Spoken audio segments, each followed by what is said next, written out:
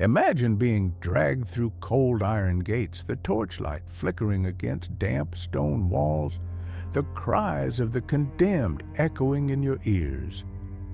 For women in medieval Europe, this wasn't myth or legend. It was the grim reality of incarceration.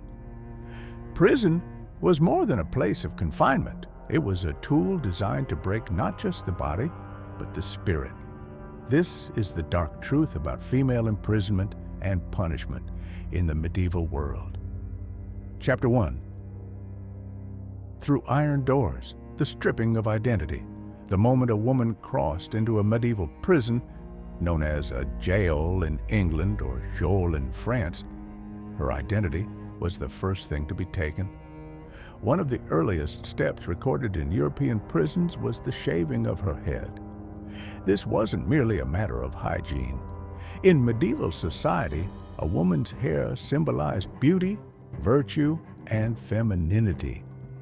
Cutting it off meant degrading her, reducing her to a figure of shame and submission.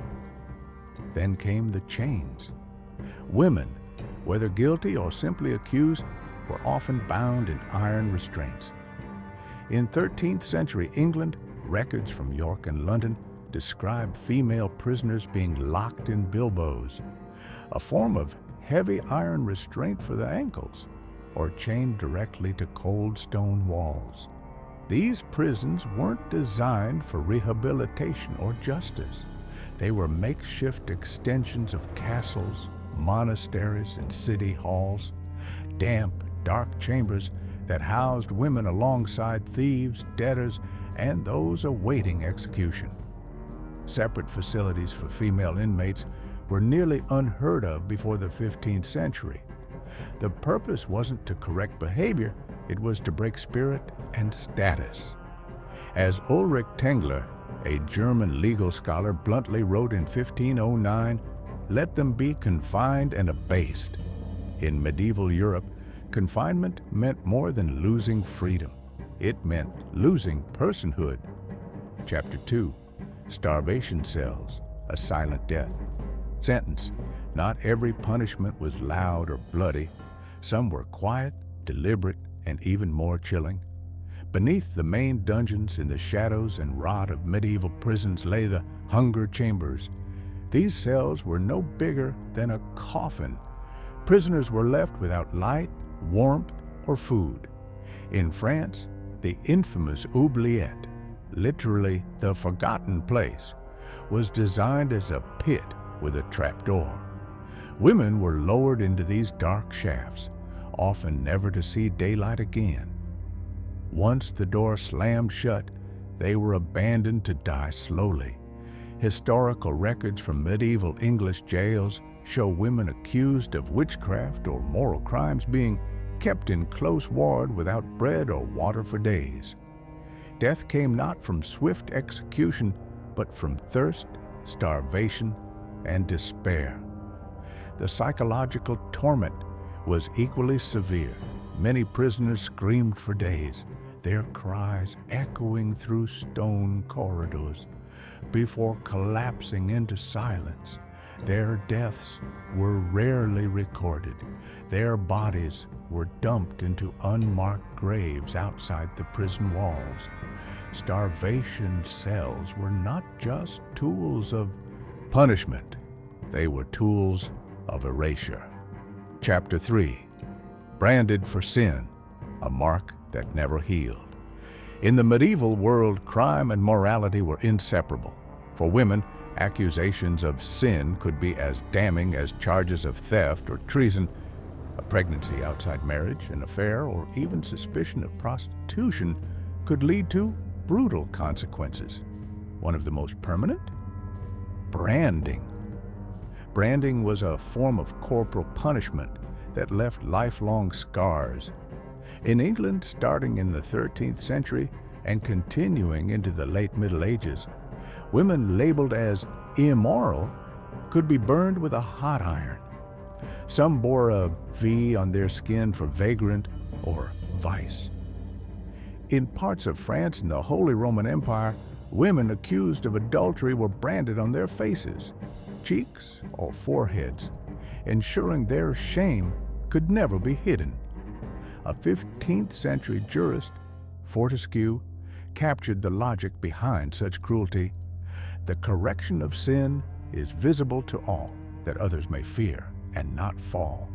Once branded, a woman's body became her permanent punishment. The mark meant lost respect, lost work, and lost safety. Her flesh itself spoke of disgrace long after the flames had cooled. Chapter 4. Torture before the verdict. Witch trials behind bars. For women accused of witchcraft, imprisonment was only the beginning. Before any formal judgment, they were subjected to brutal interrogations designed to extract confessions.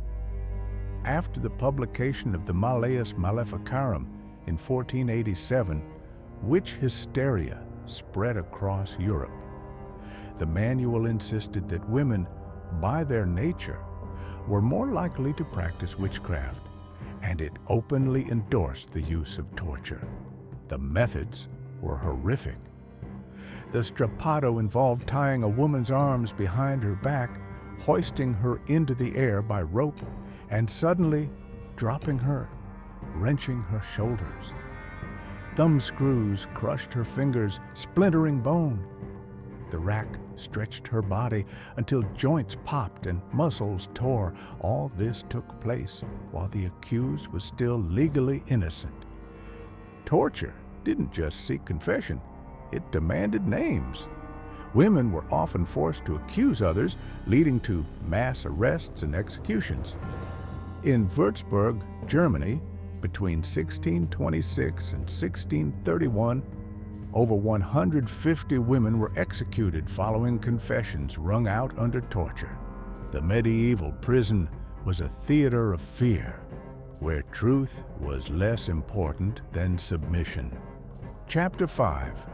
Monastic confinement. Pregnancy as a crime. Unmarried pregnancy was one of the harshest social scandals a woman could face. Often, the punishment wasn't public execution, but quiet confinement.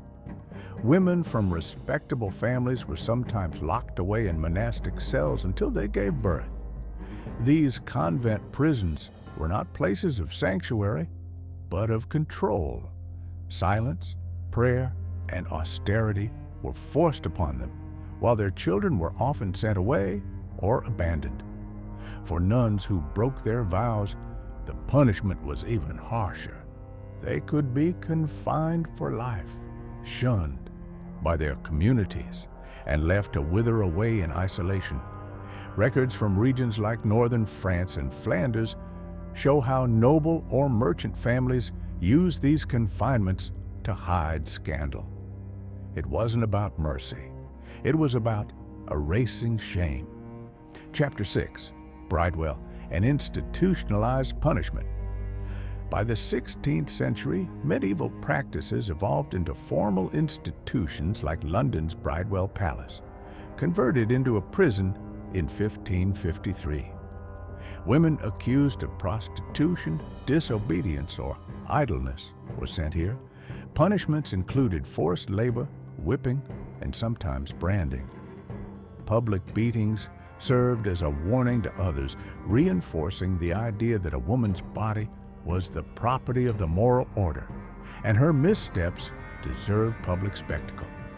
This institutionalization of punishment reflected a growing system of control that combined medieval brutality with organized discipline. Conclusion: a legacy of fear. Medieval prisons were not simply places of stone and iron. They were machines of power, designed to humiliate, isolate, and erase women who challenged social or religious norms. From hunger cells to branding, from torture chambers to convent prisons, every method served the same purpose: to remind society of its rules and to crush anyone who dared to defy them. For many women, these punishments meant not just physical suffering, but the destruction of identity, reputation, and memory. Their stories survive not because they were preserved, but because cruelty leaves echoes. Even today, when we hear the word justice, we must ask ourselves, how much of it is about truth and how much is about control?